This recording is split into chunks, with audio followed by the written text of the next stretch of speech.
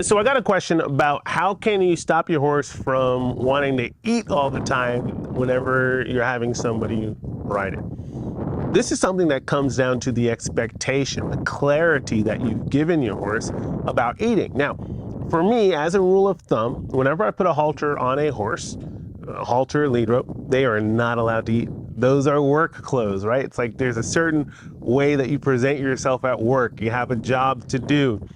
Eating is not one of them. Now, when we're done riding and all that stuff, I'll turn you loose. If you want to go eat or graze in a pasture, great, that's fine.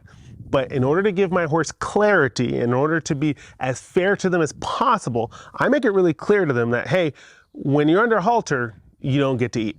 And because I have that consistency and I'm very clear, if they go to try to get a piece of, I'm bumping them on the halter saying, no, no, no, no, no. Or I might even just go to doing an exercise, right? They go to get a piece of grass and I got to catch it before they get there.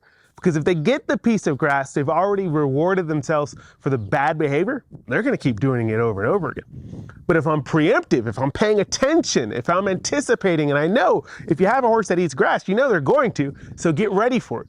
The moment they go to get that grass, I might start backing them up all over the place, making them work, saying, hey, see, going for that grass wasn't the treat you expected. In fact, it made you do a lot of work.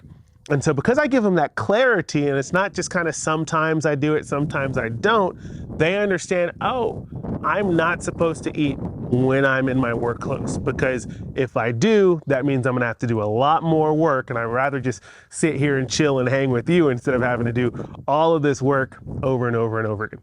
So for anyone who has a horse that eats grass all the time, the reason for that, pretty simple. It's because you let them.